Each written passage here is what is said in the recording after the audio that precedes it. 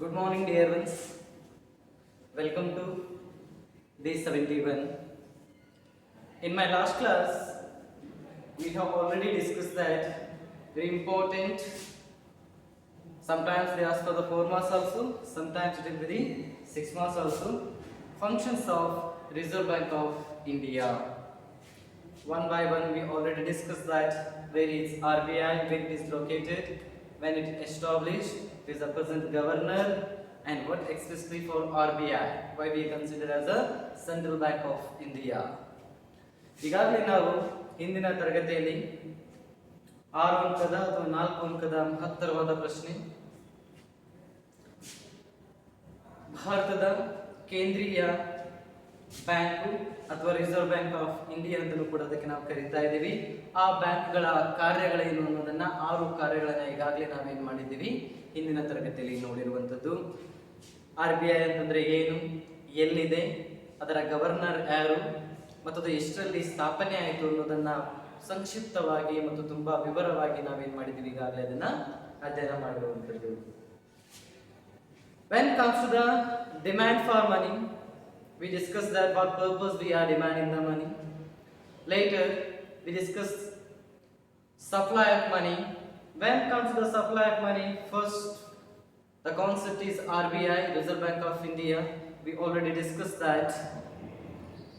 Now, second very important institution providing money to the public or create a credit system in an economy, that is very important institution is a commercial bank. Today we are going to discuss regarding one more very important institution for providing money to the public is called as a commercial bank. ಈಗಾಗಲೇ ನಾವು reserve bank of ಇಂಡಿಯಾದ ಬಗ್ಗೆ ವಿವರವಾಗಿ ಏನು ಮಾಡಿದ್ದೀವಿ, ಅಧ್ಯಯನ ಮಾಡಿದ್ದೀವಿ. ಆರ್ಥಿಕತೆಯಲ್ಲಿ ಜನರಿಗೆ ಕೇವಲ RBI ಬ್ಯಾಂಕ್ ಮಾತ್ರ ಹಣವನ್ನ ಪ್ರೊವೈಡ್ ಮಾಡ್ತಾ ಇಲ್ಲ ಅಥವಾ ಕೊಡ್ತಾ ಇಲ್ಲ, ಅದರ ಜೊತೆಗೆ RBI ಕೆಳಗಡೆ ಕೆಲಸ ಮಾಡುತ್ತಿರುವ ಅನೇಕ ವಾಣಿಜ್ಯ ಬ್ಯಾಂಕ್ಗಳು ಏನ್ ಮಾಡ್ತಾ ಇದಾವೆ, ಜನರಿಗೆ ಬೇಕಾದಂತಹ ಸಾಲದ ಅಗತ್ಯತೆಗಳನ್ನ ಏನ್ ಮಾಡ್ತಾ ಇದಾವೆ, ಪೂರೈಕೆ ಮಾಡ್ತಾ ಇದಾವೆ. ಇವತ್ತಿನ ತರಗತಿಯಲ್ಲಿ ನಾವು ಈ ವಾಣಿಜ್ಯ ಬ್ಯಾಂಕ್ಗಳಂತಂದ್ರೆ ಏನು, ಈ ವಾಣಿಜ್ಯ ಬ್ಯಾಂಕ್ಗಳು ಹೇಗೆ ಕೆಲಸ ಮಾಡ್ತಾ ಇದ್ದಾವೆ, ಇದರಲ್ಲಿ ಯಾವೆಲ್ಲ ಪರಿಕಲ್ಪನೆಗಳು ಬರ್ತಾ ಇದೆ ಅನ್ನೋದನ್ನ ಏನ್ ಮಾಡೋಣ ಇವತ್ತಿನ ತರಗತಿಯಲ್ಲಿ ಅಧ್ಯಯನ ಮಾಡುವಂತದ್ದು. Here, even commercial banks are the other type of institutions providing money to the public in an economy. ಇವು ಕೂಡ ಒಂದು ರೀತಿಯ ಸಂಸ್ಥೆಗಳಂತಾನೆ ಕರೆಯಬಹುದು. ನಾವು ಜನರಿಗೆ ಅಗತ್ಯ ಇರುವಂತಹ ಹಣದ ಪೂರೈಕೆಯನ್ನ ಕೂಡ ಈ ವಾಣಿಜ್ಯ ಬ್ಯಾಂಕ್ಗಳು ನಮಗೆ ವಿವಿಧ ರೀತಿಯಲ್ಲಿ ಏನ್ ಮಾಡ್ತಾ ಇದಾವೆ, ಒಂದು ಪೂರೈಕೆ ಮಾಡ್ತಾ ಇರುವಂತದ್ದು. ಇಲ್ಲಿ ನಮಗೆ sometimes maybe for 2 marks question they will ask what is the meaning of commercial bank. What is the meaning of commercial bank? ಕೆಲವು ಸಂದರ್ಭಗಳಲ್ಲಿ ವಾಣಿಜ್ಯ ಬ್ಯಾಂಕ್ಗಳಂತಂದ್ರೆ ಏನು ಅಂತಾನೆ ಹೇಳಿ ನಮಗೆ ಕೇಳಬಹುದು. Commercial banks are accepting deposit from public and lend out of the part lend out part of the lend out part of the fund who wish to borrow is called commercial bank. This is very easiest definition. The commercial banks are receiving or accepting deposit from public and lend out part of the fund who wish to borrow. Or another way, the commercial banks are receiving or accepting deposit from the public and lend money to the public is called a commercial bank. ವಾಣಿಜ್ಯ ಬ್ಯಾಂಕ್ಗಳಂತಂದ್ರೆ ಏನು, ಸಾರ್ವಜನಿಕರಿಂದ ಠೇವಣಿಗಳನ್ನು ಸ್ವೀಕರಿಸುವುದು ಮತ್ತು ಅಗತ್ಯ ಇರುವವರಿಗೆ ಮತ್ತು ಅಗತ್ಯ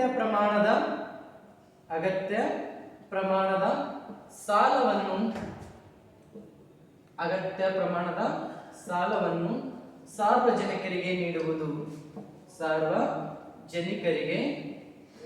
ನೀಡುವುದು.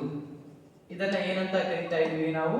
ವಾಣಿಜ್ಯ ಬ್ಯಾಂಕ್ಗಳು. ಅಂದ್ರೆ ಏನ್ ಮಾಡ್ತಾ ಇದ್ದಾರೆ, ನಮಗೆ ಬೇಕಾದಂತಹ ಸಾಲವನ್ನ ಆಗಿರ್ಬೋದು ಅಥವಾ ನಮ್ಮಲ್ಲಿದ್ದಂತಹ ಹಣವನ್ನ ಏನ್ ಮಾಡುವಂಥದ್ದು, ಅವು ಠೇವಣಿಯಾಗಿ ಪಡೆದುಕೊಳ್ಳುವಂಥದ್ದು. ಫಾರ್ ಎಕ್ಸಾಂಪಲ್, ನನ್ನ ಹತ್ರ 10,000 ಇದೆ, ಬಟ್ ನನಗೆ ಅಷ್ಟು ದುಡ್ಡು ಬೇಕಾಗಿಲ್ಲ, ಅದರಲ್ಲಿ ಕೇವಲ 2,000 ರೂಪಾಯಿ ಮಾತ್ರ ನನಗೆ ಬೇಕಾಗಿರುವಂಥದ್ದು. 2,000 ರೂಪಾಯಿ ನಾನು ತೆಗೆದುಕೊಂಡು 8,000 ರೂಪಾಯಿ ನಾನು ಏನ್ ಮಾಡ್ತಾ ಇದ್ದೀನಿ, ಕಮರ್ಷಿಯಲ್ ಬ್ಯಾಂಕ್ಗಳಲ್ಲಿ, ಕಮರ್ಷಿಯಲ್ ಬ್ಯಾಂಕ್ಸ್ ಅನ್ನ ತೆಗೆದು SBI, Vijaya bank, Canara bank, ICICI bank, HDFC bank, ಅದರಲ್ಲೇ ಪ್ರೈವೇಟ್ ಮತ್ತು ಪಬ್ಲಿಕ್ ಅಂತ ಬರುವಂತದ್ದು, ಇವೆಲ್ಲವನ್ನು ಕೂಡ ನಾವೇನಂತ ಕರೀತಾ ಇದೀವಿ, ಕಮರ್ಷಿಯಲ್ ಬ್ಯಾಂಕ್ಸ್ ಅಂತ ಕರೀತದೆ. Whatever extra money we have, we are deposited in commercial bank, right? And sometimes even we need some loans from the commercial bank for the agriculture loan, business loan, or some other purpose we need money, then we took a loan from that commercial bank. This work or process is called as a commercial bank. ಈ ಒಂದು ಪ್ರಕ್ರಿಯೆಯನ್ನ ಏನಂತ ಕರೀತಾ ಇದ್ವಿ ನಾವು? ವಾಣಿಜ್ಯ ಬ್ಯಾಂಕ್ಗಳು. ಅಂದ್ರೆ ಜನರಿಗೆ ಸಾಲವನ್ನು ಕೊಡುವಂತದ್ದು ಮತ್ತು ಅವರಿಂದ ಠೇವಣಿಯನ್ನ ಸ್ವೀಕರಿಸುವಂತಹ ಒಂದು ಪ್ರಕ್ರಿಯೆಗೆ ನಾವು ಏನಂತ ಕರೀತಾ ಇದೀವಿ? ವಾಣಿಜ್ಯ ಬ್ಯಾಂಕ್ಗಳು ಅಂತ ಹೇಳಿ ಕರೀತಾ ಇದೀವಿ. ಅರ್ಥ ಆಯ್ತಲ್ಲ? ವಾಣಿಜ್ಯ ಬ್ಯಾಂಕ್ಗಳು ಏನ್ ಮಾಡ್ತಾ ಇದಾವೆ ಆರ್ಥಿಕತೆಯಲ್ಲಿ? They are receiving deposit from the public and sometimes they are lending money to the public, okay, who are wish to borrow money from the commercial bank. And here very interesting is, in the commercial bank we have the two types of interest rate. One is a depositor interest rate and one is the commercial bank charge for the lending money or the borrowing money. Especially commercial banks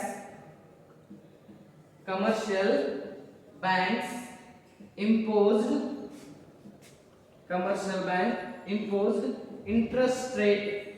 interest rate on borrow money and lending money. So two types of interest rate we have in a commercial bank.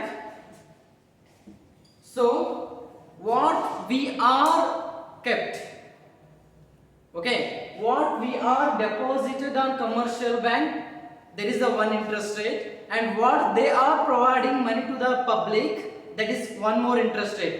Always the commercial banks are giving lesser interest to the depositors and giving the more interest to the borrowers. ಯಾವಾಗಲೂ ವಾಣಿಜ್ಯ ಬ್ಯಾಂಕ್ಗಳಲ್ಲಿ ಎರಡು ರೀತಿಯಾದಂತಹ ಬಡ್ಡಿಯ ದರಗಳಿದ್ದಾವೆ ನಮಗೆ. ಅಲ್ಲಿ ನಾವು ಠೇವಣಿಗಳನ್ನ ಇಟ್ಟಾಗ ನಮ್ಮ ಹಣದ ಮೇಲೆ ನೀಡುವಂತಹ ಒಂದು ಬಡ್ಡಿಯ ದರ, ನಾವು ಆ ಒಂದು ವಾಣಿಜ್ಯ ಬ್ಯಾಂಕ್ಗಳಿಂದ ತೆಗೆದುಕೊಂಡಾಗ ನಾವು ತೆಗೆದುಕೊಂಡ ಹಣದ ಮೇಲೆ ನೀಡುವಂತಹ ಒಂದು ಬಡ್ಡಿಯ ದರ ಅಥವಾ ಅದರ ಮೇಲೆ ಹಾಕುವಂತ ಒಂದು ಬಡ್ಡಿಯ ದರ. ಇಲ್ಲಿ ಯಾವಾಗಲೂ ನೋಡ್ರಿ ನೀವು, ನಾವು ವಾಣಿಜ್ಯ ಬ್ಯಾಂಕ್ಗಳಲ್ಲಿ ಏನು ಹಣವನ್ನು ತೆಗೆದುಕೊಳ್ತಾ ಇದೀವಲ್ಲ ಅದರ ಮೇಲೆ ಹಾಕುವಂತ ಬಡ್ಡಿಯ ದರ ಯಾವಾಗಲೂ ಅಧಿಕವಾಗಿರುತ್ತೆ. ನಾವು ಇಟ್ಟಂತ ಹಣದ ಮೇಲೆ ವಾಣಿಜ್ಯ ಬ್ಯಾಂಕ್ಗಳು ಕೊಡುವಂತಹ ಬಡ್ಡಿ ದರ ಯಾವಾಗಲೂ ಕಡಿಮೆ ಆಗಿರುತ್ತೆ. Always depositors interest is lesser than the borrowers interest rate what the commercial banks are providing. That is very important. So difference between these two interest rate is called as a spread. It's very important. Difference between these two interest rate is called as a spread. ಈ ಎರಡು ಬಡ್ಡಿಯ ದರಗಳ ಮಧ್ಯೆ ಇರುವಂತಹ ಒಂದು ಸಂಬಂಧವನ್ನ, these two interest rate is called as a spread. The relationship between these two interest rate is called as a spread. ಈ ಎರಡು ಬಡ್ಡಿಯ ದರಗಳ ಮಧ್ಯೆ ಇರುವಂತಹ ಸಂಬಂಧವನ್ನ ಏನಂತ ಕರೀತಾ ಇದ್ದಾರೆ ಅವರು? ಹರವು ಅಂತ ಕರೀತಾ ಇದ್ದಾರೆ. It's very important. Sometimes the one marks question define spread. The commercial banks have the two types of interest rate. Those two type of interest rate is called as a spread. ವಾಣಿಜ್ಯ ಬ್ಯಾಂಕ್ಗಳಲ್ಲಿ ಎರಡು ರೀತಿಯಾದಂತಹ ಬಡ್ಡಿಯ ದರಗಳಿದ್ದಾವೆ. ಆ ಎರಡು ರೀತಿಯ ಬಡ್ಡಿಯ ದರಗಳನ್ನ ಏನಂತ ಕರೀತಾ ಇದ್ದೀವಿ ನಾವು? ಹರವು ಅಂತ ಕರೀತಾ ಇದ್ದೀವಿ. One is a depositor interest rate, one is a commercial bank charge from the loan or from the borrowers. ಒಂದು ನಾವು ವಾಣಿಜ್ಯ ಬ್ಯಾಂಕ್ಗಳಿಂದ ತೆಗೆದುಕೊಳ್ಳುವಂತಹ ಸಾಲದ ಮೇಲೆ ಕೊಡುವಂತಹ ಒಂದು ಬಡ್ಡಿಯ ದರ. ಎರಡನೇದಾಗಿ ಯಾವುದಿದೆ? ನಾವು ವಾಣಿಜ್ಯ ಬ್ಯಾಂಕ್ಗಳಲ್ಲಿ ಇಟ್ಟಂತಹ ಸಾಲದ ಮೇಲೆ ಅಥವಾ ಹಣದ ಮೇಲೆ ಕೊಡುವಂತಹ ಅವರು ಬಡ್ಡಿಯ ದರ ಅದು ಯಾವಾಗಲೂ ಕಡಿಮೆ ಇರುತ್ತೆ. ಅವರು ಕೊಡೋದಕ್ಕಿಂತ ನಾವು ಇಟ್ಟಂತಹ ಹಣದ ಮೇಲೆ ಕೊಡುವಂತಹ ಹಣ ಯಾವಾಗಲೂ ಏನಾಗಿರುತ್ತೆ? ಕಡಿಮೆ ಇರುತ್ತೆ. That's why they earning profit they. ಈ ರೀತಿಯಾಗಿ ವಾಣಿಜ್ಯ ಬ್ಯಾಂಕ್ಗಳು ಏನ್ ಮಾಡ್ತವೆ? ಲಾಭವನ್ನು ಗಳಿಸ್ತವೆ. ಬಿಕಾಸ್ ನಾವು ಇಟ್ಟಂತ ಹಣದ ಮೇಲೆ ಜಾಸ್ತಿ ಇಂಟ್ರೆಸ್ಟ್ ಕೊಡ್ಲಿಕ್ಕೆ ಸ್ಟಾರ್ಟ್ ಮಾಡಿದ್ರೆ ಅವರಿಗೆ ಲಾಸ್ ಆಗುತ್ತೆ. ಅರ್ಥ ಆಯ್ತಲ್ಲ? ಅದ್ರ ಮೇಲೆ ಅವ್ರು ಕಡಿಮೆ ಬಡ್ಡಿ ದರ ಕೊಡ್ತಾರೆ. For example, if I deposited some money, they will maybe provide a 7% interest rate on that. For example, I 1 lakh rupees. Okay, 1 ಲಕ್ಷವನ್ನು ನಾನು ವಾಣಿಜ್ಯ ಬ್ಯಾಂಕ್ಗಳಲ್ಲಿ ಇಡೋದ್ರಿಂದ, SBI ದಲ್ಲಿ ಇಡೋದ್ರಿಂದ ನನಗೆ 7% ಬಡ್ಡಿ ದರವನ್ನು ಕೊಡ್ತಾ ಇದ್ದಾರೆ. But the same amount if I took from the RBI as a loan, ಅದೇ 1 ಲಕ್ಷವನ್ನು ನಾನು RBI ಇಂದ ಅಥವಾ SBI ದಿಂದ ಸಾಲವಾಗಿ ಪಡೆದುಕೊಳ್ತಾ ಇದ್ದೀನಿ ಅಂತಂದ್ರೆ ಅದರ ಮೇಲೆ ಇಂಟ್ರೆಸ್ಟ್ ಇರುತ್ತೆ 10% ಇರುತ್ತೆ.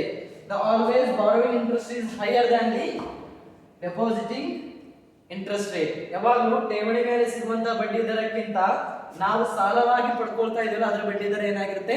ಅಧಿಕವಾಗಿರುತ್ತೆ. ಆ ಎರಡು ಬಡ್ಡಿ ದರಗಳ ನಡುವಿನ ಒಂದು ವ್ಯತ್ಯಾಸವನ್ನ ಏನಂತ ಕರೀತಾ ಇದ್ದಾರೆ ಅವರು? Spread. The difference between the two interest rate is called as a spread. Okay, ಆ ಎರಡು ಬಡ್ಡಿಯ ದರಗಳ ಮಧ್ಯೆ ಇರುವಂತಹ the difference between two interest rate is called as a spread. Again and again I highlighting this word. The difference between two interest rate is called as a spread. That is a commercial interest rate. Okay, commercial ಅಥವಾ ವಾಣಿಜ್ಯ ಬ್ಯಾಂಕ್ಗಳಲ್ಲಿರುವಂತಹ ಎರಡು ಬಡ್ಡಿಯ ದರಗಳ ನಡುವಿನ ವ್ಯತ್ಯಾಸವನ್ನು ಏನಂತ ಕರೀತಾ ಇದ್ದೀವಿ? ನಾವು ಹರಿವು ಅಂತ ಕರೀತಾ ಇದ್ದೀವಿ. Now it's very important, money creation story. Definitely it will be the 6 marks question. ಮತ್ತೆ 6 ಅಂಕದ ಮಹತ್ತರವಾದ ಪ್ರಶ್ನೆ. There is a one story in your NCERT textbook. ನಿಮ್ಮ ಒಂದು NCERT ಯ ಒಂದು ಪಠ್ಯಕ್ರಮದಲ್ಲಿ ಒಂದು ಸ್ಟೋರಿಯನ್ನ ಕೊಟ್ಟಿದ್ದಾರೆ. ಹಣ ಯಾವ ರೀತಿ ಬೆಳೀತಾ ಇದೆ, ಹಣ ಅನ್ನೋ ಪರಿಕಲ್ಪನೆ ಯಾವ ರೀತಿ ಬಂತು, ಮನಿ ಕ್ರಿಯೇಷನ್, ಹಣದ ನಿರ್ಮಾಣ. Money creation or credit creation ಅಂತ ನಾವು ಕೂಡ ಕರೀಬಹುದು. Credit creation, or sometimes we also called as a money creation. Money creation is better to the credit creation.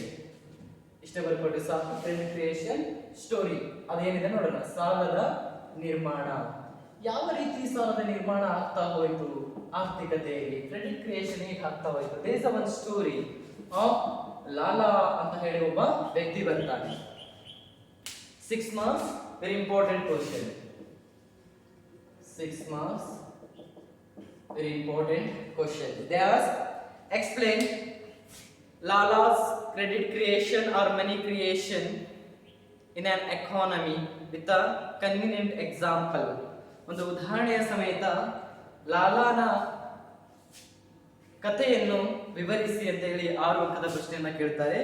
Then you have to explain first what is the meaning of money, then little bit commercial banks definition, under the commercial bank then we start the credit creation, ಸಾಲದ ನಿರ್ಮಾಣ ಹೇಗಾಗ್ತಾ ಬಂತು, ಹಣ ಅನ್ನೋ ಪರಿಕಲ್ಪನೆ ಯಾವ ರೀತಿ ಬಂತು, ಹೆಂಗೆ ಹಣ ಅನ್ನೋದು ಕ್ರಿಯೇಟ್ ಆಯಿತು ಆರ್ಥಿಕತೆಯಲ್ಲಿ ಅನ್ನೋದನ್ನ ಹೇಳ್ತಾರೆ. ಸಾಲ ಹೇಗೆ ನಿರ್ಮಾಣ ಆಗ್ತಾ ಹೋಗ್ತಾ ಇದೆ ಅನ್ನೋದನ್ನ ಇಲ್ಲಿ ಅವರು ಹೇಳ್ತಾರೆ. Then next we have the money multiplier concept also, money creation also. money multiplier ಅಲ್ಲಿ ಯಾವ ರೀತಿ ಹಣ ಡಬಲ್ ಆಗ್ತಾ ಹೋಗುತ್ತೆ ಅನ್ನೋದನ್ನ ನೋಡೋಣ, ಯಾವ ರೀತಿ ಕ್ರಿಯೇಟ್ ಮಾಡ್ತಾರೆ ಬ್ಯಾಂಕ್ಗಳು ಅಂತ ಹೇಳಿ. But right now the credit creation system. Okay, here there is one story.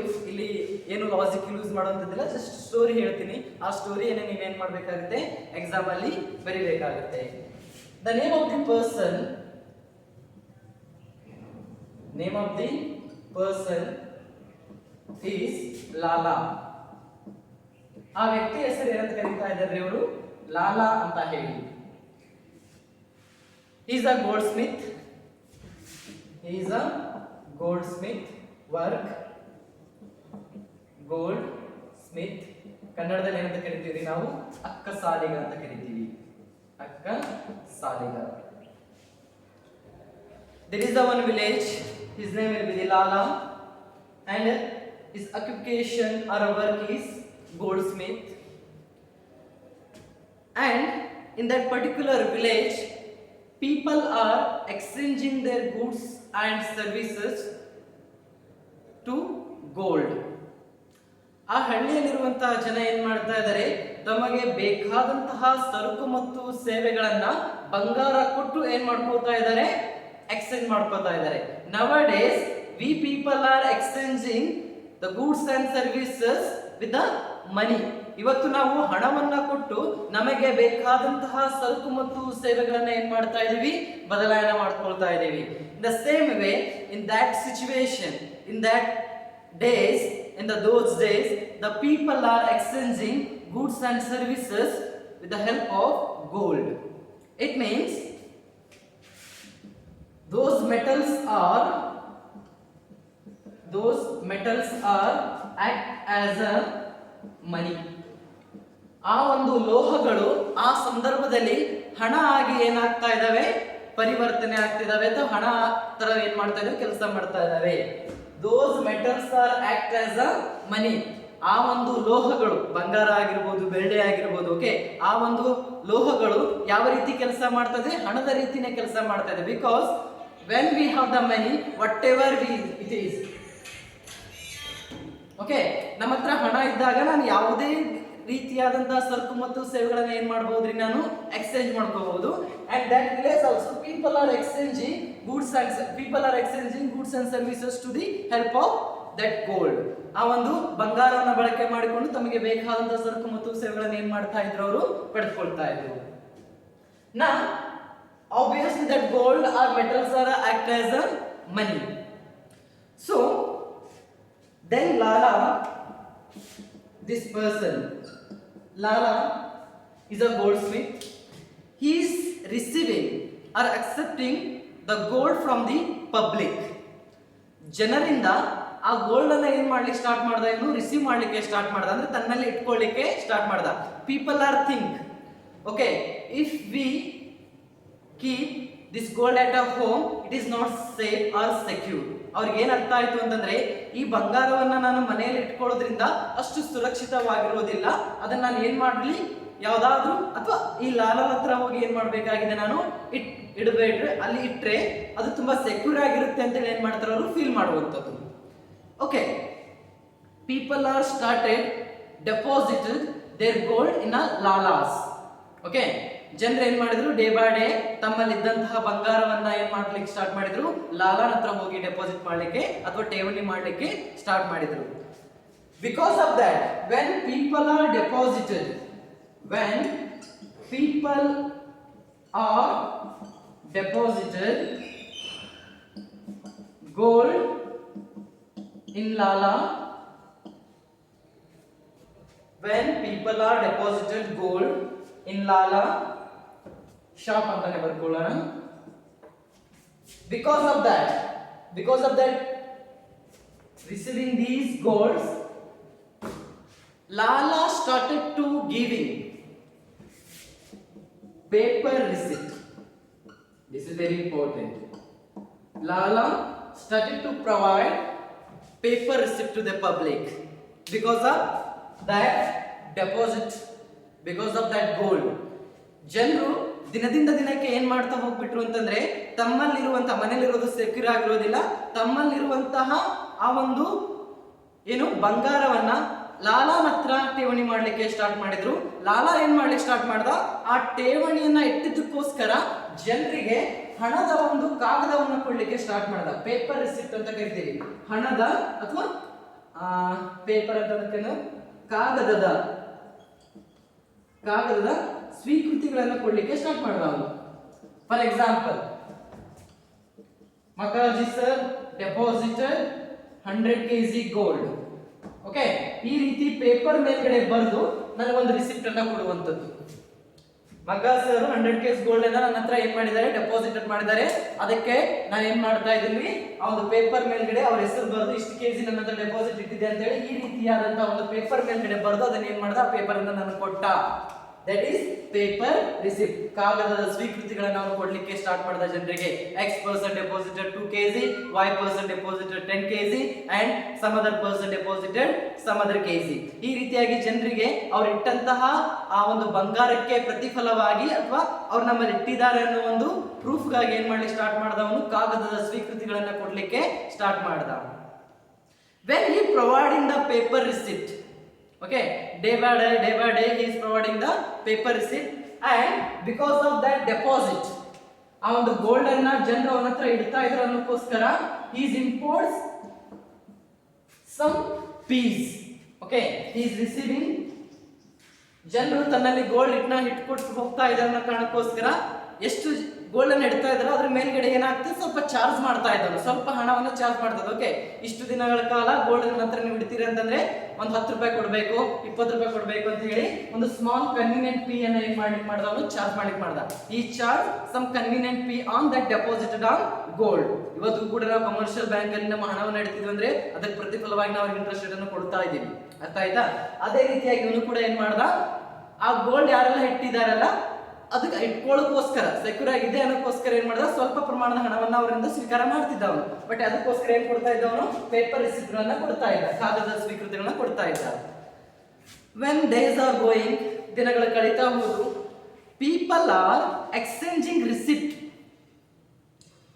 people are exchanging those receipt, paper receipt for the goods and services. ದಿನದಿಂದ ದಿನಕ್ಕೆ ಜನರು ಆ ಬಂಗಾರವನ್ನ ಬಿಟ್ಟು ಆ ಏನ್ ಲಾಲಾ ಕೊಟ್ಟಿದ್ನಲ್ಲ ಆ ಕಾಗದದ ಸ್ವೀಕೃತಿಗಳನ್ನ ಎಕ್ಸ್ಚೇಂಜ್ ಮಾಡ್ಲಿಕ್ಕೆ ಸ್ಟಾರ್ಟ್ ಮಾಡಿದ್ರು. ನನಗೆ ಏನಾದ್ರೂ ಸರಕು ಮತ್ತು ಸೇವೆಗಳನ್ನ ಬೇಕಾಗಿದಾವಂತಂದ್ರೆ ಆ ರಿಸಿಪ್ಟ್ ಗಳನ್ನ ಕೊಟ್ಟು ಆ ಸ್ವೀಕೃತಿಗಳನ್ನ ಪಡೆಯುವಂಥದ್ದು ಅಥವಾ ಆ ಸರಕು ಅಥವಾ ಸೇವೆಗಳನ್ನ ಪಡೆಯುವಂಥದ್ದು. When the people are what they are started, actually they are exchanging goods and services with the paper receipt of Lala. Day by day they are receiving, because before they are exchanging gold with the goods and services, now they are exchanging this paper receipt to the gold, paper receipt to the goods and services. ಇವಾಗ ಏನ್ ಮಾಡಿ start ಮಾಡಿದ್ರು, ಅವರು ಈ ಕಾಗದದ ಸ್ವೀಕೃತಿಗಳನ್ನ ಕೊಟ್ಟು ಸರಕು ಮತ್ತು ಸೇವೆಗಳನ್ನ ಪಡಲಿಕ್ಕೆ ಸ್ಟಾರ್ಟ್ ಮಾಡಿದ್ರು. Those paper receipts act as a medium of exchange, medium of exchange now.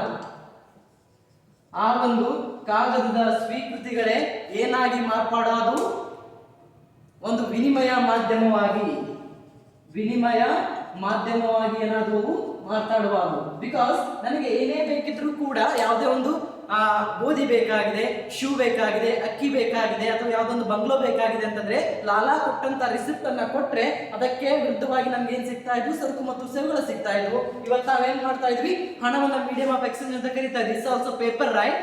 Those days even Lala's paper receipt considered as act as a medium of exchange. ಅವತ್ತು ಕೂಡ ಆ ಒಂದು ಲಾಲಾ ಕೊಟ್ಟಂತಹ ಕಾಗದ ಸ್ವೀಕೃತಿಗಳು ಏನಾದವು ಅಂತಂದ್ರೆ ವಿನಿಮಯ ಮಾಧ್ಯಮವಾಗಿ ಮಾಡಲಿಕ್ಕೆ ಸಾಧ್ಯವಾದ, ಜನರು ಎಕ್ಸ್ಚೇಂಜ್ ಮಾಡಲಿಕ್ಕೆ ಸ್ಟಾರ್ಟ್ ಮಾಡಿದ್ರು.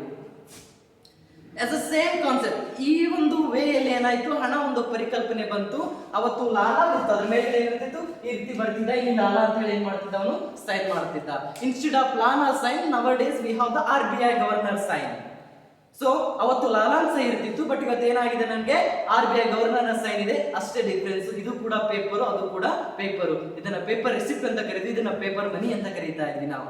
ಇನ್ this way nowadays commercial banks are providing loans or money to the public. ಈ ರೀತಿಯಾಗಿ ಏನ್ ಮಾಡ್ತಾ ಇದೆ, ಹಣ ಅನ್ನೋ ಪರಿಕಲ್ಪನೆ ಏನಾಯಿತು, ಆರ್ಥಿಕತೆಯಲ್ಲಿ ಬಂತು. ಅದಕ್ಕೊಂದು ಎಕ್ಸಾಂಪಲ್ ಅನ್ನು ಕೊಡ್ತಾರೆ. For example, we know that paper receipt act as a medium of exchange. ಆ ಒಂದು ಕಾಗದದ ಸ್ವೀಕೃತಿಗಳೇ ಇವಾಗ ವಿನಿಮಯ ಮಾಧ್ಯಮವಾಗಿ ಕನ್ವರ್ಟ್ ಆಗುವುದು ಅನ್ನೋದು ನಮ್ಗೆ ಗೊತ್ತಾಯಿತು. So in that complete village people are deposited completely 100 kg gold in Lala. So final ಆಗಿ ಕಂಪ್ಲೀಟ್ ಆಗಿ ಆ ಎಲ್ಲಾ ಹಳ್ಳಿಯ ಜನರು ಸ್ವಲ್ಪ ಸ್ವಲ್ಪ ಪ್ರಮಾಣದಲ್ಲಿ ಡೆಪಾಸಿಟ್ ಅನ್ನ ಮಾಡಿದಾಗ ಕಂಪ್ಲೀಟ್ ಆಗಿ ಲಾಲಾನಲ್ಲಿ ಇದ್ದಂತಹ ಬಂಗಾರದ ಪ್ರಮಾಣ ಎಷ್ಟು, 100 kg gold in Lala. Okay, so many people are investing more than 10 or 20, 50, whatever it will be, but now the complete amount or value of the gold will be the in Lala shop is a 100 kg. So ಇವಾಗ ಲಾಲಾನಲ್ಲಿ ಇದ್ದಂತಹ gold imagine ಮಾಡ್ಕೊಳ್ಳೋಣ. Suppose 100 kg gold ಅವನ ಹತ್ರ ಇದೆ, ಎಲ್ಲಾ ಜನರು deposit ಮಾಡಿದ್ದಾರೆ. ಒಬ್ರು 10 kg ಮಾಡಿದ್ದಾರೆ, ಒಬ್ರು 2 kg ಮಾಡಿದ್ದಾರೆ, ಒಬ್ರು 8 kg ಮಾಡಿದ್ದಾರೆ. ಈ ರೀತಿಯಾಗಿ ಕಂಪ್ಲೀಟ್ ಆಗಿ ಅವನ ಹತ್ರ ಎಷ್ಟು ರಿಸೀವ್ ಆಗಿದೆ, ಇವಾಗ 100 kg ರಿಸೀವ್ ಆಗಿದೆ. And there is one person, ಆ ಒಂದು ಸ್ಟೋರಿಯಲ್ಲಿ ರಾಮು ಅಂತ ಬರ್ತಾನೆ. Ramu is demanding or asking 25 kg loan to the Lala. 25 kg loan ಅನ್ನ ರಾಮು ಅನ್ನ ಒಬ್ಬ ವೈಯಕ್ತಿಕ ವ್ಯಕ್ತಿ ಬಂದು ಏನ್ ಮಾಡ್ತಾ ಇದ್ದಾನೆ, ನನಗೆ 25 kg ಲೋನ್ ಅನ್ನ ಕೊಡು ಅಂತ ಕೇಳ್ತಾನೆ. That time can Lala give loan? ಆ ಸಂದರ್ಭದಲ್ಲಿ ಲಾಲಾ ಲೋನ್ ಅನ್ನ ಕೊಡಬಹುದೇ? ಆ ಸಂದರ್ಭದಲ್ಲಿ ಲಾಲಾ ಲೋನ್ ಅನ್ನ ಕೊಡಬಹುದೇ? ಇಲ್ಲಿಂದ ಸ್ಟಾರ್ಟ್ ಆಗುತ್ತೆ ಕಮರ್ಷಿಯಲ್ ಕ್ರೆಡಿಟ್ ಕ್ರಿಯೇಷನ್ ಅನ್ನೋ ಕಾನ್ಸೆಪ್ಟ್. ಅರ್ಥ ಮಾಡ್ಕೊಳ್ರಿ. Suppose Lala had 100 kg gold with him. ಅವನ ಹತ್ರ 100 kg ಬಂಗಾರ ಇದೆ. ಎಲ್ಲಾ ಜನರು ಏನ್ ಮಾಡಿದ್ರೆ ಇಷ್ಟು ಅಂತ ಹೇಳ್ಕೊಟ್ಟು 100 kg ಬಂಗಾರ ಇದೆ. ಆ ಸಂದರ್ಭದಲ್ಲಿ ರಾಮು ಅನ್ನೊಬ್ಬ ವ್ಯಕ್ತಿ ಏನ್ ಮಾಡ್ತಾ ಇದ್ದಾನೆ, ಬರ್ತಾ ಇದ್ದಾನೆ, ಬಂದು ನನಗೆ 25 kg ಬಂಗಾರವನ್ನ ಸಾಲವಾಗಿ ಕೊಡು ಅಂತ ಕೇಳ್ತಾ ಇದ್ದಾನೆ. ಆ ಸಂದರ್ಭದಲ್ಲಿ ಆ ಲಾಲಾ 25 kg ಬಂಗಾರವನ್ನ ಸಾಲವಾಗಿ ಕೊಡಬಹುದೇ? S, E can. ಅವನು ಕೊಡಬಹುದು. Because he knows who all are deposited in his shop. They are not demanded in the same time. All the individuals are not withdrawn their goals in the same time or in a particular time. ಅವನಿಗೆ ಗೊತ್ತಿದೆ ನನ್ನ ಹತ್ರ 100 kg ಬಂಗಾರ ಇದೆ. ಅನೇಕ ಜನರು ಅದನ್ನ ಏನ್ ಮಾಡಿದ್ದಾರೆ, ಠೇವಣಿಯಾಗಿ ಇಟ್ಟಿದ್ದಾರೆ. ಎಲ್ಲಾ ವ್ಯಕ್ತಿಗಳು ಒಂದೇ ಸಮಯಕ್ಕೆ ಬಂದು ಅದನ್ನ ತಗೊಳ್ಳೋದಿಲ್ಲ ಅನ್ನೋ ಪರಿಕಲ್ಪನೆ ಅವನಿಗೆ ಗೊತ್ತಿದೆ. Nowadays, most of the commercial, not most of the, all the commercial banks are following this ethics, following this logic only. Because in a SBI bank, Mudolar Jamkandi, more than thousands of people are investing, deposited their money in SBI bank. SBI bank manager knows all the individuals are not come at a same time. ಎಲ್ಲಾ ವ್ಯಕ್ತಿಗಳು ಬಂದು ಒಂದೇ ಸಮಯಕ್ಕೆ ತನ್ನ ಹಣವನ್ನು withdraw ಮಾಡೋದಿಲ್ಲ ಅನ್ನೋ ಒಂದು ಲಾಜಿಕ್ ಅವನಿಗೆ ಗೊತ್ತಿದೆ. ಹಾಗಾಗಿ then Lala give loan to the Ramu 25 kg. ಆ ಸಂದರ್ಭದಲ್ಲಿ ರಾಮುಗೆ 25 kg ಲೋನ್ ಅನ್ನು ಕೊಡ್ತಾನೆ. This Ramu give 25 kg gold to Ali. ಈ ಒಬ್ಬ ರಾಮು ಅನ್ನೋ ವ್ಯಕ್ತಿ ಆ 25 kg ಗೋಲ್ಡ್ ಅನ್ನ ಯಾರಿಗೆ ಕೊಡ್ತಾ ಇದ್ದಾನೆ? ಅಲಿ ಅನ್ನೋ ವ್ಯಕ್ತಿ ಕೊಡ್ತಾ ಇದ್ದಾನೆ. ಬಿಕಾಸ್ ಅವನಿಂದ ಸಾಲ ಇಸ್ಕೊಂಡಿದ್ದು ಏನ್ ಮಾಡಿದ್ದು ಗೊತ್ತಿಲ್ಲ, ಅಲಿ ಅನ್ನೋ ವ್ಯಕ್ತಿ ಕೊಡ್ತಾ ಇದ್ದಾನೆ. Again this Ali investing that 25 kg gold in Lalas. ಮತ್ತೆ ಈ ಅಲಿ ಏನ್ ಮಾಡ್ದ, ಲಾಲಾನ ಹತ್ರ ಹೋಗಿ ಆ 25 kg ಗೋಲ್ಡ್ ಅನ್ನ ಏನ್ ಮಾಡ್ತಾನೆ, ಇನ್ವೆಸ್ಟ್ ಮಾಡ್ತಾನೆ ಅಥವಾ ಡೆಪಾಸಿಟ್ ಮಾಡ್ತಾನೆ. ಡೆಪಾಸಿಟ್ ಮಾಡಿ ಅವನಿಂದ ಪೇಪರ್ ರಿಸಿಪ್ಟ್ ಅನ್ನ ತಗೊಂಡು ಬರ್ತಾನೆ. Now the total value of the gold will be the 125 kg. ಇವಾಗೆ ಲಾಲಾ ಕ್ಯಾಲ್ಕುಲೇಟ್ ಮಾಡ್ತಾ ಹೋದ್ರೆ ಅವನ ಹತ್ರ 125 kg ಯ ವ್ಯಾಲ್ಯೂನ ತೋರಿಸ್ತಾ ಇದೆ. But actual will be the only 100 kg. This is a credit creation.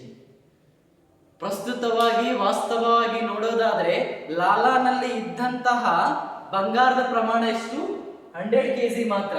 But ಅದನ್ನ ಇವಾಗ ಕ್ಯಾಲ್ಕುಲೇಟ್ ಮಾಡಿದ್ರೆ 125 kg ಅಂತ ತೋರಿಸ್ತಾ ಇದೆ. ಬಿಕಾಸ್ 25 kg ಲೋನ್ ಅನ್ನ ಯಾರಿಗೆ ಕೊಟ್ಟಿದ್ದಾನೆ? ಅವನು ರಾಮು ಕೊಟ್ಟಿದ್ದಾನೆ. ಆ 100 kg ಅಲ್ಲಿ 25 kg ಅನ್ನ ಕೊಟ್ಟಿದ್ದಾನೆ. ಅಂದ್ರೆ 100 + 25. ಈ 25 kg ರಾಮು ಏನ್ ಮಾಡ್ಬೇಕು? ರಿಪೇ ಮಾಡೇ ಮಾಡ್ತಾನೆ. Some other days this Ramu will again goes to the Lala and he will repay that 25 kg loans to the Lala. ಅವಾಗ ಎಷ್ಟಾಗುತ್ತೆ? 125 kg ಆಗುತ್ತೆ. ಬಟ್ ಯಾವ ಭರವಸೆ ಮೇಲೆ 25 kg ಲೋನ್ ಅನ್ನ ಯಾರಿಗೆ ಕೊಡ್ತಾ ಇದ್ದಾನೆ ಅಂದ್ರೆ ರಾಮುಗೆ. ಎಲ್ಲಾ ವ್ಯಕ್ತಿಗಳು ಒಂದೇ ಸಮಯಕ್ಕೆ ಬಂದು ವಿಡ್ರಾವನ್ನ ಮಾಡೋದಿಲ್ಲ, ತಮ್ಮ ಬಂಗಾರವನ್ನ ಬೇಡಿಕೆ ಮಾಡೋದಿಲ್ಲ ಅನ್ನೋ ಕಾರಣದಿಂದ 25 kg ಅನ್ನು ಏನ್ ಮಾಡ್ತಾ ಇದ್ದಾನೆ ಅವನು? ಯಾರಿಗೆ ಕೊಡ್ತಾ ಇದ್ದಾನೆ? ರಾಮು ಕೊಡ್ತಾನೆ. ಅದ್ರ ಮೇಲೆ ಇಂಟ್ರೆಸ್ಟ್ ರೇಟ್ ಅಂತ ಬಡ್ಡಿ ದರವನ್ನು ಏನ್ ಮಾಡ್ತಾನೆ ಅವನು ಹಾಕ್ತಾನೆ ಅಥವಾ ಚಾರ್ಜ್ ಮಾಡ್ತಾನೆ. ಆ ಚಾರ್ಜ್ ಅಲ್ಲಿ ಸಿಗುತ್ತೆ. ಬಟ್ ಕ್ಯಾಲ್ಕುಲೇಟ್ ಮಾಡಿದಾಗ ಟೋಟಲ್ ಆಗಿ 125 kg. ಅದೇ ತರ ಇನ್ನೊಂದು 25 kg ಇನ್ಯಾವುದೋ ವ್ಯಕ್ತಿ ಕೊಡುವಂಥದ್ದು, ಮತ್ತೆ ಹೋಗಿ ಅವನ ಹತ್ರನೇ ಡೆಪಾಸಿಟ್ ಮಾಡುವಂಥದ್ದು. ಈ ರೀತಿಯಾಗಿ ಹಣ ಏನಾಗ್ತಾ ಹೋಗ್ತಾ ಇದೆ? ಡಬಲ್ ಆಗ್ತಾ ಹೋಗ್ತಾ ಇದೆ ಅಥವಾ ಕ್ರಿಯೇಟ್ ಆಗ್ತಾ ಹೋಗ್ತಾ ಇದೆ. ಸಾಲದ ನಿರ್ಮಾಣ ಏನಾಗ್ತಾ ಹೋಗುತ್ತೆ? ಈ ರೀತಿ ಬೆಳೀತಾ ಹೋಗುತ್ತೆ. Is E clear story? ತುಂಬಾ ಸ್ಟೋರಿ ಚೆನ್ನಾಗಿದೆ. ಮೊದಲ ಲಾಲಾನ ಹೆಸರು ನೆನಪಿರಬೇಕು, ಅವನು ಗೋಲ್ಡ್ ಸ್ಮಿತ್ ಆಗಿದ್ದ ಅನ್ನೋ ನೆನಪಿರಬೇಕು ನಿಮಗೆ. ಅಲ್ಲಿ ಏನಾಗುತ್ತೆ? ಜನರು ಬಂಗಾರದಿಂದ ಸರಕು ಮತ್ತು ಸೇವೆಗಳನ್ನ ಏನ್ ಮಾಡ್ಕೋತಾ ಇದ್ರು? ಬದಲಾವಣೆ ಮಾಡ್ಕೋತಾ ಇದ್ರು. ದಿನದಿಂದ ದಿನಕ್ಕೆ ಬಂಗಾರ ತಮ್ಮಲ್ಲಿ ಇಟ್ಕೊಳ್ಳೋದು ಏನಾಗುತ್ತೆ? ಅಷ್ಟೊಂದು ಒಳ್ಳೆಯದಲ್ಲ. ಯಾಕಂದ್ರೆ ಇಲ್ಲಿ ಕಳ್ಳತನ ಆಗಬಹುದು ಅಥವಾ ಇನ್ಯಾವುದೋ ಕಾರಣದಿಂದ ನಮ್ಮಲ್ಲಿ ಅಷ್ಟು ಇರುವಂತದ್ದು ಸೆಕ್ಯೂರ್ ಎಲ್ಲ ಕಾರಣಕ್ಕೋಸ್ಕರ ಲಾಲನ ಹತ್ರ ಹೋಗಿ ಇಡ್ಲಿಕ್ಕೆ ಸ್ಟಾರ್ಟ್ ಮಾಡ್ತಾರೆ. ಅದಕ್ಕೆ ಪ್ರತಿಫಲವಾಗಿ ನನ್ನಲ್ಲಿ ಇಟ್ಟಿದ್ದಾರೆ ಅನ್ನೋ ಕಾರಣಕ್ಕೋಸ್ಕರ ಲಾಲಾ ಏನ್ ಮಾಡ್ಲಿಕ್ಕೆ ಸ್ಟಾರ್ಟ್ ಮಾಡ್ತಾನೆ? ಕಾಗದದ ಸ್ವೀಕೃತಿಗಳನ್ನ ಕೊಡ್ಲಿಕ್ಕೆ ಸ್ಟಾರ್ಟ್ ಮಾಡ್ತಾನೆ. ಆ ಕಾಗದದ ಸ್ವೀಕೃತಿಗಳು ನೆಕ್ಸ್ಟ್ ಏನಾಗ್ತವೆ? ಮೀಡಿಯಂ ಆಫ್ ಎಕ್ಸ್ಚೇಂಜ್ ಆಗಿ ಕನ್ವರ್ಟ್ ಆಗಲಿ ಸ್ಟಾರ್ಟ್ ಮಾಡ್ತಾರೆ. ಆ ಕಾಗದ ಸ್ವೀಕೃತಿನ ಕೊಟ್ಟು ಜನರು ಸರಕು ಮತ್ತು ಸೇವೆಗಳನ್ನ ಕೊಂಡ್ಕೊಳ್ಳಿಕ್ಕೆ ಸ್ಟಾರ್ಟ್ ಮಾಡ್ತಾರೆ. Is the medium of exchange ಅಂತ ಕರೀತಾ ಇದೀವಿ ನಾವು. ಅನಂತರ ಒಂದು ವೇಳೆ ಆ ಒಂದು ಎಕ್ಸಾಂಪಲ್ ತಗೋಬಹುದು, ಅಲ್ಲಿ 100 kg ಬಂಗಾರ ಲಾಲಾನ ಹತ್ರ ಇದೆ. ಆ ಸಂದರ್ಭದಲ್ಲಿ ರಾಮು ಬಂದು 25 kg ಗೋಲ್ಡ್ ಅನ್ನ ಕೇಳ್ತಾನೆ. ಅವಾಗ ಅವನು ಕೊಡ್ತಾನೆ. ಯಾಕಂದ್ರೆ ಎಲ್ಲಾ ವ್ಯಕ್ತಿಗಳು ಒಂದೇ ಸಮಯಕ್ಕೆ ಬಂದು ತಮ್ಮ ಒಂದು ಬಂಗಾರವನ್ನ ಕೇಳೋದಿಲ್ಲ ಅಥವಾ ಬೇಡಿಕೆ ಮಾಡೋದಿಲ್ಲ ಅಂತ ಕಾರಣದಿಂದ ಕೊಡ್ತಾನೆ. ಆ ರಾಮು ಹೋಗಿ ಅಲ್ಲಿ ಕೊಡ್ತಾನೆ. ಅಲ್ಲಿ ಹೋಗಿ ಮತ್ತೆ ಯಾರಿಗೆ ಕೊಡ್ತಾನೆ, ಅಲ್ಲಿ ಲಾಲಾ ಹೋಗಿ ಏನ್ ಮಾಡ್ತಾನೆ, ಡೆಪಾಸಿಟ್ ಮಾಡ್ತಾನೆ. ಹಾಗಾಗಿ 125 kg ತೋರಿಸ್ತಾ ಇದೆ. ವಾಸ್ತವವಾಗಿ ಅವನ ಹತ್ರ ಇದ್ದಂತದ್ದೆಷ್ಟು, ಕೇವಲ 100 kg ಮಾತ್ರ. ಈ ರೀತಿಯಾಗಿ ಆಧುನಿಕ ಯುಗದಲ್ಲಿ like this. Is it clear? First you have to remember the name of the person Lala and his work will be the goldsmith. In that days and those days people are exchanging their goods and services with the gold. The gold or those metals are act as a money in that period. Day by day the people are think, if you are put gold in a home or keep gold in a home, that is not maybe a safe or not a secure. They felt like that and they started to keep gold in a Lala shop. Because of that, Lala is providing some paper receipt. Because of that proof, the people are what they are deposited. Maybe X person is deposited 2 kg, Y person deposited the 10 kg. Because of that proof, he is providing the paper receipt to the public. Day by day, those paper receipt is converted as a medium of exchange. It means the people are exchanging goods and services to the Lala's paper receipt. That's why we are considered those paper receipt as converted as a medium of exchange. Then take an example of, suppose Lala had a 100 kg gold. The different people are deposited of that village. And that period Ramu comes and asking 25 kg loans to the Lala. Can that Lala give loans to the Ramu? Obviously, because he think all the individuals are not come same time to withdraw their gold. He knows that maybe today X person will come, tomorrow Y person will come, again today A person will deposit it, or day after tomorrow B person will deposit it. Like this, he think that all the individuals not come together and ask their gold or demand their gold. That's why he provide 20 kg loans to the Ramu, and Ramu give that 25 kg loans to the Ali. Maybe I don't know, maybe bargaining or something, whatever the relationship or whatever difficulties, he provide that 25 kg gold to the Ali. Again that Ali keep or put that 25 kg to the Lala's shop only. So actual gold will be the 100 kg, but now is showing the 125 kg. This is called as a credit creation. ವಾಸ್ತವವಾಗಿ 100 kg ಬಂಗಾರ ನನ್ನ ಹತ್ರ ಇದೆ, but ಇವಾಗ ಅದು ಎಷ್ಟು ತೋರಿಸ್ತಾ ಇದೆ, ನನ್ನ ಹತ್ರ 125 kg ತೋರಿಸ್ತಾ ಇದೆ. ಇದನ್ನೇ ನಾವು ಸಾಲದ ನಿರ್ಮಾಣ ಅಂತ ಕರೀತಾ ಇದೀವಿ. Nowadays the modern banking system is following this rule only. ಆಧುನಿಕ ಜಗತ್ತಿನಲ್ಲಿ ಬ್ಯಾಂಕ್ಗಳು ಇದೇ ರೀತಿಯಾದಂತಹ ತತ್ವಗಳನ್ನು ಏನ್ ಮಾಡ್ತಾ ಇದ್ದಾವೆ, ಫಾಲೋ ಮಾಡ್ತಾ ಇದ್ದಾವೆ. Because all the banks knows all the individuals are not come the same day and they are never asked withdraw their money. ಎಲ್ಲಾ ಬ್ಯಾಂಕ್ಗಳಿಗೂ ಗೊತ್ತಿದೆ, ಎಲ್ಲಾ ವ್ಯಕ್ತಿಗಳು ತಮ್ಮ ಠೇವಣಿಗಳನ್ನ ಕೇಳಲಿಕ್ಕೆ ಒಂದೇ ದಿನ ಬರುವುದಿಲ್ಲ ಅಥವಾ ಒಂದೇ ಸಮಯಕ್ಕೆ ಬರುವುದಿಲ್ಲ, ಬೇರೆ ಬೇರೆ ದಿನಗಳಲ್ಲಿ ಬರ್ತಾ ಇದ್ದಾರೆ. ಒಬ್ರು ಬಂದು ಡೆಪಾಸಿಟ್ ಮಾಡಿದ್ರೆ ಇನ್ನೊಬ್ರು ಬಂದು ವಿಡ್ರಾ ಮಾಡ್ತಾ ಇದ್ದಾರೆ. ಇಬ್ರು ಡೆಪಾಸಿಟ್ ಮಾಡಿದ್ರೆ 4 ಜನ ಏನ್ ಮಾಡ್ತಿರ್ಬಹುದು, ವಿಡ್ರಾ ಮಾಡ್ತಾ ಇರಬಹುದು. ಈ ರೀತಿ ಟ್ರಾನ್ಸಾಕ್ಷನ್ಗಳು ನಡೀತಾನೆ ಇರ್ತವೆ. ಕೆಲವರು ವಿಡ್ರಾ ಮಾಡ್ತಾರೆ, ಕೆಲವರು ಏನ್ ಮಾಡ್ತಾ ಇದ್ದಾರೆ, ಕ್ರೆಡಿಟ್ ಮಾಡ್ತಾ ಇದ್ದಾರೆ ಅಥವಾ ಡೆಪಾಸಿಟ್ ಮಾಡ್ತಾ ಇದ್ದಾರೆ. ಈ ಒಂದು ಪರಿಕಲ್ಪನೆಯ ಮೇಲ್ಗಡೆ ಇವತ್ತಿನ ಆಧುನಿಕ ಬ್ಯಾಂಕ್ಗಳು ಏನ್ ಮಾಡ್ತಾ ಇದಾವೆ, ವರ್ಕ್ ಮಾಡ್ತಾ ಇದಾವೆ. ಅವ್ರಿಗೆ ಗೊತ್ತಿದೆ ಎಲ್ಲಾ ವ್ಯಕ್ತಿಗಳು ಬಂದು ಒಂದೇ ದಿನ ಏನ್ ಮಾಡುವುದಿಲ್ಲ, ವಿಡ್ರಾ ಮಾಡುವುದಿಲ್ಲ. Like this the modern banking system is going on. Also they are creating a credit in a economy. ಈ ರೀತಿಯಾಗಿ ಸಾಲದ ನಿರ್ಮಾಣವನ್ನು ಅವರು ಏನ್ ಮಾಡ್ತಾ ಇದ್ದಾರೆ, ಬ್ಯಾಂಕ್ ಅಲ್ಲಿ ಕೊಡ್ತಾರೆ. For example, is a simple example. If I deposited 100 rupees to the SBI, right? ಒಂದು ವೇಳೆ ನನ್ನ ಹತ್ರ ಇರುವಂತಹ 100 ರೂಪಾಯಿಯನ್ನು ನಾನು ಏನ್ ಮಾಡ್ತಾ ಇದ್ದೀನಿ, SBI ದಲ್ಲಿ ಕ್ರೆಡಿಟ್ ಮಾಡ್ತಾ ಇದ್ದೀನಿ ಅನ್ಕೊಳ್ಳೋಣ. Out of that 100 rupees, the reserve, some reserve amount they will keep themselves, ಒಂದು 20 ರೂಪಾಯಿನ ತಮ್ಮ ಹತ್ರ ಇಟ್ಕೊಂಡು 80 ರೂಪಾಯಿನ ಲೋನ್ ಆಗಿ ಕೊಡ್ತಾರೆ ಅವರು. ನಾನು ಅನ್ಕೋತೀನಿ ನನ್ನ 100 rupees SBI ದಲ್ಲೇ ಇದೆ ಅಂತ ಹೇಳಿ. No, they are created as a loan. ಅದನ್ನ 80 ರೂಪಾಯಿ ಲೋನ್ ಆಗಿ ಕೊಡ್ತಾರೆ. ಆ 80 ರೂಪಾಯಿ ರಿಸೀವ್ ಮಾಡ್ಕೊಂಡು ಅವನು ಇನ್ಯಾಕೋ ಕೊಡೋದಿತ್ತು ಅಂದ್ರೆ ಕೊಡ್ತಾನೆ. ಅವನು ಬಂದು ಮತ್ತೆ ಏನ್ ಮಾಡ್ತಾನೆ, SBI ದಲ್ಲೇ ಇನ್ವೆಸ್ಟ್ ಮಾಡ್ತಾನೆ. It will be the circle. ಅಲ್ಲೇ ಏನಾಗುವಂಥದ್ದು, ಹಣ circulate, is the circulate of money ಅಂತ ಕರಿತೀವಿ ನಾವು. ಹಣ ಏನಾಗ್ತಾ ಇರುತ್ತೆ, ಸರ್ಕ್ಯುಲೇಟ್ ಆಗ್ತಾ ಇರುತ್ತೆ. ಈ ರೀತಿಯಾಗಿ ಬ್ಯಾಂಕ್ಗಳು ಏನ್ ಮಾಡ್ತವೆ, ಲಾಭವನ್ನ ಗಳಿಸುವಂಥದ್ದು. Nowadays also most of the commercial banks are follow this rule. ಇವತ್ತಿನ ವಾಣಿಜ್ಯ ಬ್ಯಾಂಕ್ಗಳು ಈ ರೂಲ್ ಅನ್ನ ಏನ್ ಮಾಡ್ತಾ ಇದಾವು, ಫಾಲೋ ಮಾಡ್ತಾ ಇದಾವೆ. Here, this is a 6 marks question. One more 2 marks question may they will ask from this story. ಇಲ್ಲಿ ಅವರು 2 ಅಂಕದ ಒಂದು ಪ್ರಶ್ನೆಯನ್ನ ಕೇಳುವಂತ ಸಂದರ್ಭ ಬಂದ್ರೆ ಏನ್ ಕೇಳಬಹುದಪ್ಪ ಅಂತಂದ್ರೆ, what is demand deposit? What is demand deposit? What is 2 marks question is very important. What is demand deposit? What is demand deposit? ಬೇಡಿಕೆ ಠೇವಣಿ ಅಂತಂದ್ರೆ ಏನು? ಠೇವಣಿಯ ಬೇಡಿಕೆ ಅಂದ್ರೆ ಬೇಡಿಕೆ ಠೇವಣಿ ಅಂತಂದ್ರೆ ಏನು? What is the demand deposit? So, I will do this one. Hence, like this, the goldsmith or a lala create a credit out of the air. ಈ ರೀತಿಯಾಗಿ ಏನ್ ಮಾಡಿದ್ರು ಅವರು, ಸಾಲದ ನಿರ್ಮಾಣವನ್ನು ಮಾಡಿದ್ರು ಅನ್ನೋದು ಗೊತ್ತಾಯ್ತು. ಅಲ್ಲಿ ನಿಮಗೆ ಕೊನೆಯದಾಗಿ ಸ್ಟೋರಿ ಬರೀಬೇಕಾದಾಗ ಡಿಮ್ಯಾಂಡ್ ಡೆಪಾಸಿಟ್ ಅನ್ನೋದು ಫಾರ್ಮುಲಾ ಅಥವಾ ಒಂದು ಡೆಫಿನಿಷನ್ ಅನ್ನು ಬರೀಬೇಕಾಗುತ್ತೆ. What is demand deposit? Demand deposit nothing but these deposits are refer or provide these deposits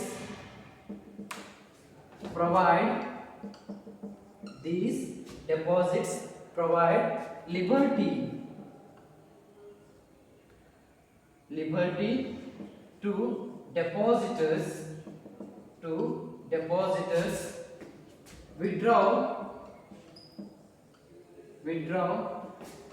their money at any time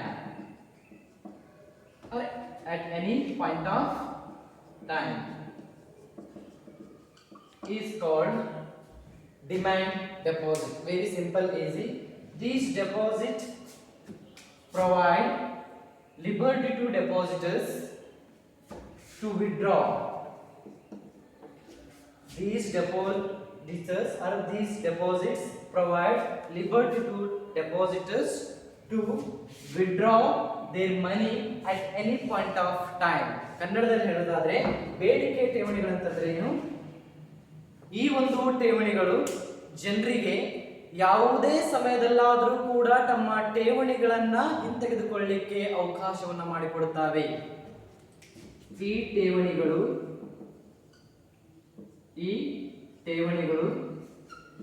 ಯಾವುದೇ ಸಮಯದಲ್ಲಾದರೂ ತಮ್ಮ ಠೇವಣಿಗಳನ್ನು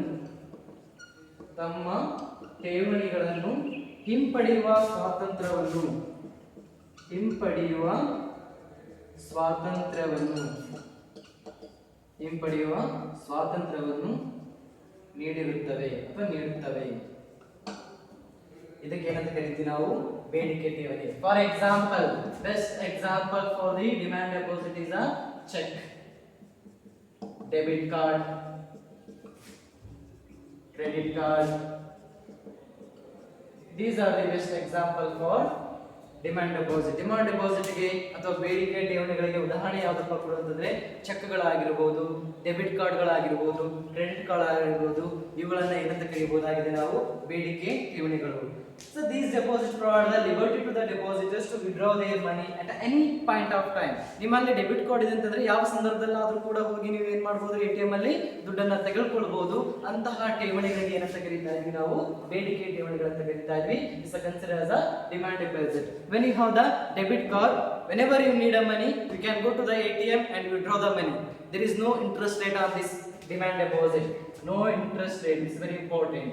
No interest rate on demand deposit. ಬೇಡಿಕೆ ಠೇವಣಿ ಮೇಲೆ ಯಾವುದೇ ರೀತಿಯಾದಂತಹ ಬಡ್ಡಿಯ ದರಗಳು ಇರೋದಿಲ್ಲ.